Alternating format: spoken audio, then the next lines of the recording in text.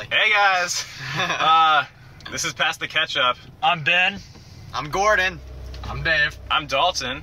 And tonight we're going to be talking about the NBA draft that happened on Thursday night and how I'm absolutely devastated about it. And Tippers Will Flair. I am very happy. So let's get into it.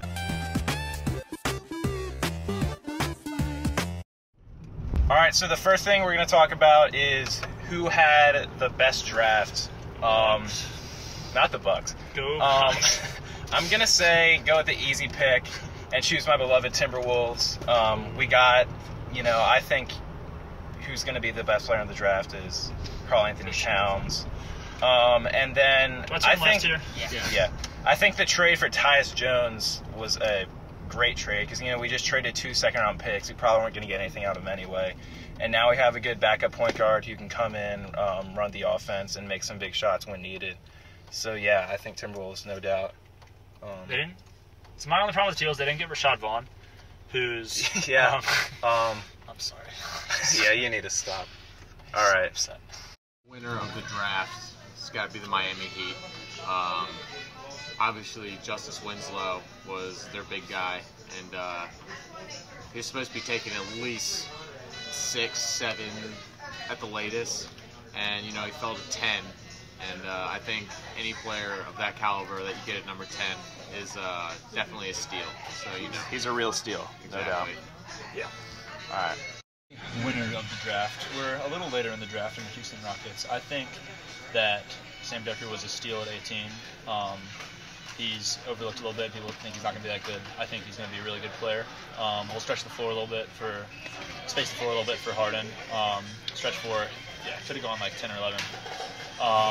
And then second round at number 32, they got Montrezl Harrell, who I think offensively is not there. He was projected to go in the first round in most mock drafts, but I think he's ready to play right away defensively. And like you were saying, the Rockets really don't need much more offense than Harden's doing what he's doing. So I think both players are good fits, and where they were in the draft, they did about as well as you could ask for.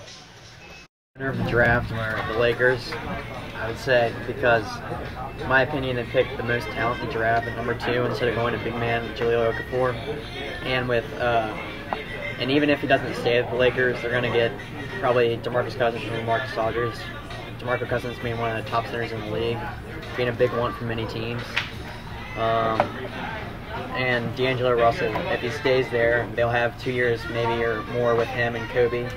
And embracing another superstar that D'Angelo Russell could be, it would be a good fit for the Lakers. Yeah. With Kobe retiring. They'll be good whether Russell stays or not. It'll be a good pick. So yeah. All right, now we're gonna talk worst drafters. I'm gonna go ahead and start with the New York Knicks. I don't think Kristaps will be bad. I think he has potential. I think he will be good. I just think at the 4th pick they could have gotten someone much better who could affect their team right away, like Justice Winslow or Emmanuel Mudiay even. I think that would have better suited their team.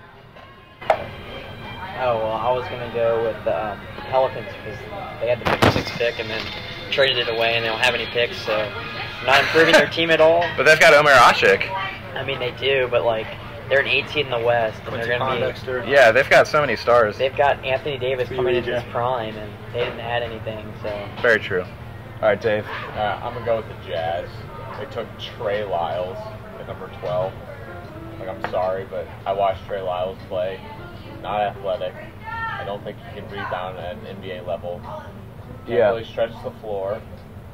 I just thought they really reached for him at 12 because a lot of people had him around 20, 22 even. And I just don't think they could have gotten efficient shooting in Devin Booker, who was taken right below him. Yeah. I agree.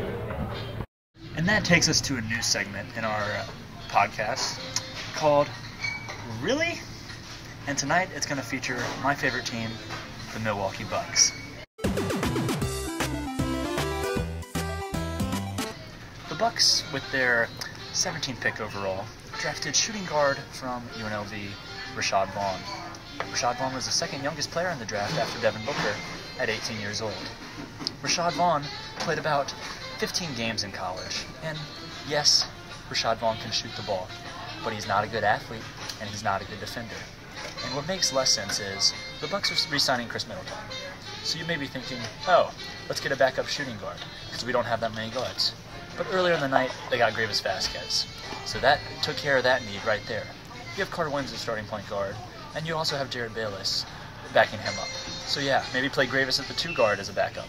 But now you have Rashad Vaughn, and I am not a Rashad Vaughn fan.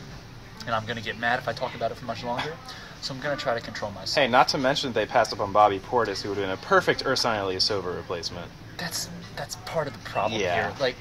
Rashad Vaughn, he might pan out. He's not defensively ever. I don't think he's ever going to be a great starting guard. But yeah, he can shoot the rock. He'll hit some shots. But he wasn't a need for the Bucks. The Bucks have very many issues at the 4 and 5 positions, especially after trading Ersan away. And I mean, they have Zaza and J-Hook, but that's about it right now. No offense to Plumlee. Actually, offense to Plumlee. I hate him. But I just don't see what they're doing right now, and they better make a splash of free agency, or Fear the Deer is going to be roadkill real soon. Yeah. Some sleepers that I had before the draft who I thought were steals were 2 in particular, DeLon Wright and Kevon Looney out of UCLA. First, let's talk about DeLon Wright. Freakishly athletic. Absolutely a freak athlete. And, he can shoot it all right. So, people are wary about that. But let's remember, a lot of players that come into the league can't shoot. LeBron couldn't shoot. Heck, Jordan couldn't shoot when he came into the league. So, a freakishly athletic point guard at 20 to back up Lowry, I think, is a great move. Mm-hmm. And then Kevon Looney is a really interesting player. He's a kind of a 3 hybrid 4. He can shoot it a little. Again, that can come. But he's really lengthy, kind of built like Kevin Durant. So heard some comparisons to Kevin Durant. Might be a stretch, but might pan out. Yeah. My steal of the draft was Bobby Portis out of Arkansas, the SEC Player of the Year. Now he was, if you watched the first podcast, which I'm sure all of you did, Bobby Portis was the player I wanted to be in a Buck uniform this year. He made a lot of sense, but now he's in our crosstown rivals in the Bulls, and I think he's going to do well. I think he brings a lot to the table as a scorer, as a defender, and I'm really upset that he's in a Bull uniform. But I think it was a steal at 22, as he should have gone at like 15 in my opinion.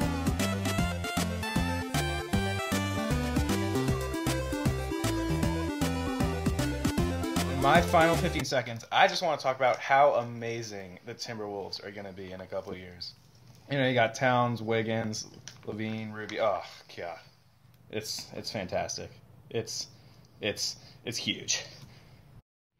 For my quick 15, I'm going to talk about the Thunder. Thunder are going to be awesome. Well, the Thunder draft, they selected Cameron Payne. He'll be a great backup to Russell Westbrook. And they got Dakari Johnson late in the second round, who'll be a great up-and-comer. I really love Frank the Tank, but when I hear that we could have had 6 draft picks, kind of makes me a little angry. So, really wish we had taken those. It was a good draft. My quick 15, I'd like to talk about the Bucks. And yeah, it was a disappointing draft, but I'm more confident than ever in free agency this year. And I'm trusting my boy, Coach Kidd, to land someone like Tyson Chandler or Brook Lopez. Fear the Deer. Alright, thanks for watching. Don't forget to subscribe. And always remember, pass the ketchup.